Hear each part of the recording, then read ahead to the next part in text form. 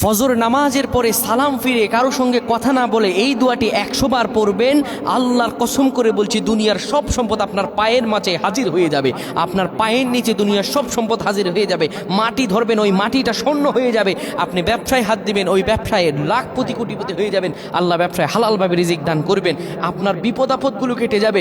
আপনি যেই কোনো কাজে হাত দিবেন, ওই কাজে আল্লাহ তাআলা বরকত দান করে দিবেন, বিপদগুলো দূর করে দিবেন, আপনার মনের সব আমল পূরণ করে দিবেন। এটি একটি পরীক্ষিত আমল। বাংলাদেশের সব মাওলানা মুহাদ্দিস বড় বড় ওলামায়ে কেরাম আমলগুলো করেন, এই আমল করে ফজিলত পেয়েছেন, আপনিও পাবেন ইনশাআল্লাহ। ফজর নামাজের পরে কারো সঙ্গে কথা না বলে যদি একটি আমল করতে পারেন, আল্লাহর নামে শপথ করে বলছি, আপনার সব মনের আশা পূরণ হয়ে যাবে। আপনার আয় রুজিতে উন্নতি হবে। আপনার কাছে সব সম্পত্তি আল্লাহ হাজির করে দিবেন ইনশাআল্লাহ। আল্লাহ তাআলা আমাদেরকে বলেছেন, বান্দা রব্বুল আলামিন বলেন, ইস্তাঈনু বিস-সাবরি ওয়াস-সালাহ ইন্নাল্লাহা মা'আস-সাবিরিন। আল্লাহ তাআলা বলেন, আমার কাছে সাহায্য চাও বিস-সাবরি ওয়াস-সালাহ, ধৈর্য এবং নামাজের মাধ্যমে। বান্দা জেনে রাখো ইন্নাল্লাহা মা'আস-সাবিরিন, আমি আল্লাহ তাআলা ধৈর্য ধারণকারীদের সঙ্গে আছি। রিজিক দুনিয়ার কেউ দেয় না, রিজিক দেন একজন, তিনি কে? আল্লাহ। আল্লাহ ছাড়া কেউ আমাদের রিজিক দিতে পারে না।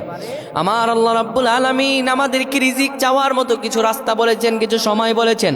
ফজর নামাজের সালাম ফিরানোর পরে কারো সঙ্গে কথা বলবেন না। ওই অবস্থায় থেকে 100 বারে আমলটি করবেন, 1 মাস করবেন, আমার আল্লাহ তাআলা কামিয়াব দান করবেন। 1 মাস, একটানা করা লাগবে, 1 মাস একটানা করবেন।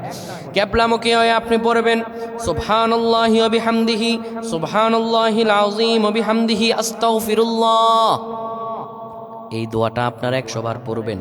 আবার বলে দিচ্ছি, সুবহানাল্লাহি ওয়া বিহামদিহি সুবহানাল্লাহিল আযীম আস্তাগফিরুল্লাহ। এই দোয়াটা 100 বার পড়বেন। নবীজি সাল্লাল্লাহু আলাইহি ওয়াসাল্লামের উপর দুরূদ পড়বেন 10 বার, 3 বার ইখলাস পড়বেন।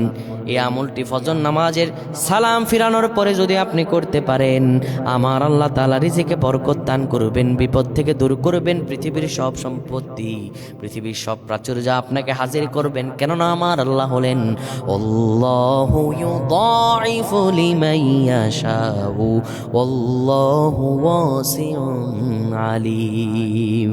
আমার আল্লাহ প্রাচুর্যের অধিকারী, আমার আল্লাহ সব কিছু চাইলে পারেন। আমরা আল্লাহর কাছে চাইবো, আল্লাহ আমাদের কবুল করেন, পড়েন আমিন।